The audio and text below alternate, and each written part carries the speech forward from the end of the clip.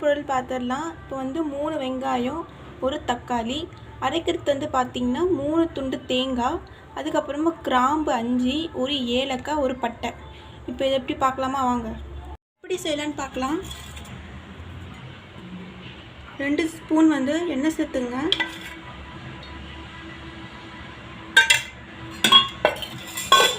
பட்டை கிராம்பு வேணாம், நம்ம ஏற்கனவே அது அரைச்சாச்சு இல்லையா, அதனால் பட்டை கிராம்பு சேர்க்க வேணாம். நறுக்கி வச்சிருந்த 3 வெங்காயத்தையும் சேர்த்துடலாம்.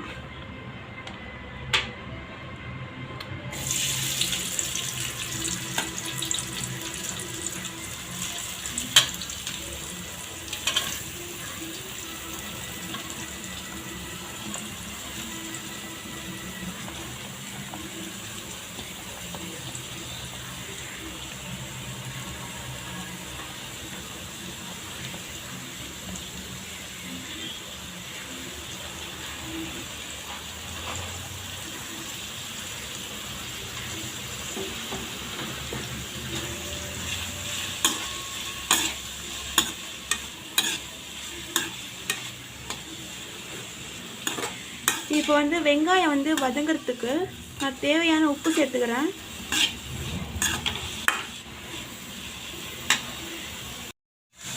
தேவையான உப்பு சேர்த்துக்கலாம்.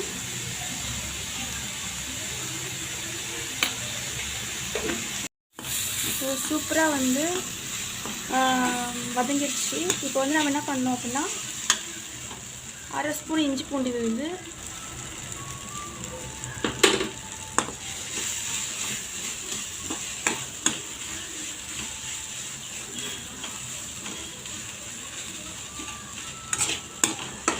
இதையும் சேர்த்து நல்லா வந்து அந்த வாசனை போகிற அளவுக்கு வதக்கிடுங்க.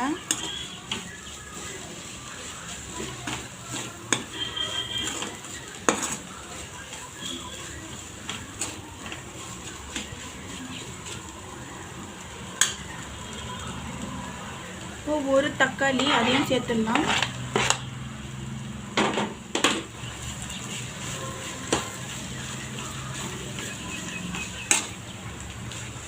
இனி நம்ம ஒரு டிப்ஸு பார்க்கலாம். ஆனால் நீங்கள் இது ஃபுல் வீடியோ நீங்கள் ஸ்கிப் பண்ணாமல் பார்த்தீங்கன்னா அந்த என்ன டிப்ஸுன்னு நான் உங்களுக்கு சொல்கிறேன். நல்லா வதங்கிடுச்சு. இப்போ நான் வந்து வீட்டு மிளகாத்தூள் தான் யூஸ் பண்ணுறேன். 1 ஸ்பூன் ஃபுல்லாகவே யூஸ் பண்ணுறேன். அதோட ஒரு 1/2 ஸ்பூன்,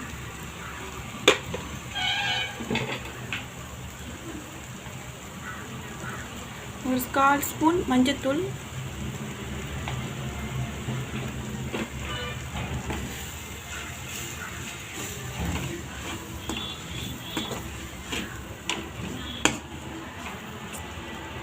ஸ்பூன் வந்து பார்த்திங்கன்னா மிளகாய்த்தூள் தான் சேர்க்குறேன். பியூர் மிளகாய்த்தூள் தான் சேர்க்குறேன். மல்லித்தூள் 1 ஸ்பூன் சேர்த்துக்கிறேன்.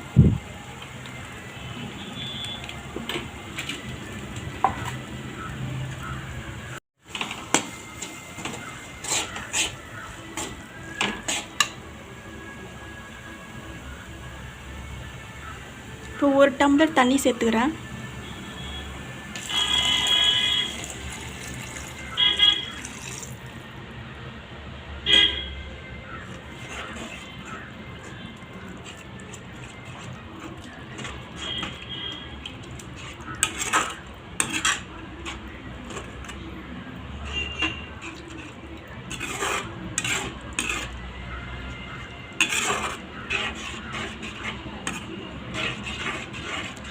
வச்சிருந்த தேங்காயும் சேர்த்துடலாம்.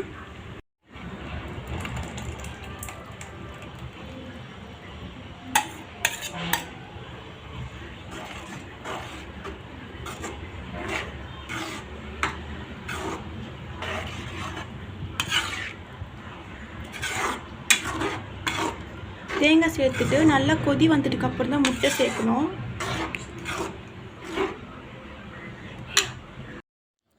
இப்போ பார்த்தீங்கன்னா நல்லா வந்து கொதி வந்துருச்சு.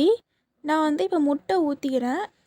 நான் 2 முட்டை தான் ஊற்றிக்கிறேன். உங்களுக்கு எவ்வளோ வேணுமோ நீங்கள் அவ்வளோ சேர்த்துக்கலாம் முட்டையை. நான் உங்களுக்கு வந்து ஒரு டிப்ஸு சொல்லலான்னு சொன்னேன் இல்லையா, என்ன டிப்ஸுன்னு பார்த்தீங்க அப்படின்னா, இனி நம்ம முட்டை தானே பார்க்குறோம். அந்த முட்டையை வச்சு நான் உங்களுக்கு ஒரு டிப்ஸு சொல்கிறேன். நீங்கள் எல்லாருமே வந்து ஆம்லேட் வந்து என்ன பண்ணுவீங்க, ஒரு கிளாஸில் வந்து முட்டையை ஊற்றி தான் அடிப்பீங்க இல்லையா? அது கூட நீங்கள் என்ன பண்ணுங்கள், ஒரு ஸ்பூன் வந்து கடலை மாவு இருக்குதுங்க இல்லையா, அதையும் சேர்த்து நீங்கள் அடைச்சி நீங்கள் கடாயில் ஊற்றி ஆம்லேட் செஞ்சு பாருங்கள். ரொம்ப சுவையாகவும் இருக்கும், ரொம்ப மணமாகவும் இருக்கும், ரொம்ப டேஸ்ட்டாக இருக்கும். இந்த மாதிரி ஒரு வாட்டி நீங்கள் செஞ்சு பாருங்கள். அது மட்டும் இல்லாமல், இப்போ முட்டை வந்து நம்ம யூஸ் பண்ணோம் அப்படின்னா, அந்த நம்ம யூஸ் பண்ணுற பாத்திரத்தில் ஒரு கவுச்சி நாற்றம் அடிக்கும் இல்லையா, அது சரி செய்யறதுக்கு டீத்தூள் ஒரு ஸ்பூனும் வினிகரையும் சேர்த்து நல்லா தேய்ச்சி கழுவினீங்க அப்படின்னா சீக்கிரமாகவே அந்த நாற்றம்லாம் போய் சூப்பராக ஆகிடும் பாத்திரம். ஸோ இதையும் நீங்கள் டிப்ஸ் யூஸ் பண்ணி பாருங்கள். அதுக்கப்புறம் நம்ம பொடி மாஸ்லாம் செய்வோம் இல்லையா முட்டைக்கு, அதுக்கும் நம்ம என்ன பண்ணுவோம், எண்ணெய் தானே சேர்ப்போம். எண்ணெய்லாம் சேர்க்காதீங்க, அதுக்கு பதிலாக வெண்ணெய் சேர்த்து செஞ்சு பாருங்கள். அதோடய சுவையும் அதோடைய மனமும் வேறு லெவலில் இருக்கும். நான் சொன்ன இந்த 3 டிப்ஸும் உங்களுக்கு ரொம்ப யூஸ்ஃபுல்லாக இருக்கும். நீங்கள் செஞ்சு பாருங்கள். இப்போ பார்த்தீங்கன்னா முட்டை வந்து ரெடி ஆயிடுச்சு. முட்டை குழம்பு இப்போ ஒரு பாத்திரத்துக்கு மாற்றிடலாம். சுவையான முட்டை குழம்பு வந்து பார்த்தீங்கன்னா ரெடி ஆயிடுச்சு. நீங்கள் இதை ட்ரை பண்ணி பாருங்கள், ரொம்ப சுவையாகவும் இருக்கும். மறக்காமல் என்னுடைய ப்ளூ ஸ்டார் சமையலுக்கு சப்ஸ்கிரைப் பண்ணிடுங்க. பெல் ஐக்கன் கிளிக் பண்ணுங்கள், லைக் பண்ணுங்கள், ஷேர் பண்ணுங்கள். டவுட் இருந்தால் கமெண்ட் பண்ணுங்கள். மறக்காமல் எனக்கு சப்போர்ட் பண்ணுங்கள்.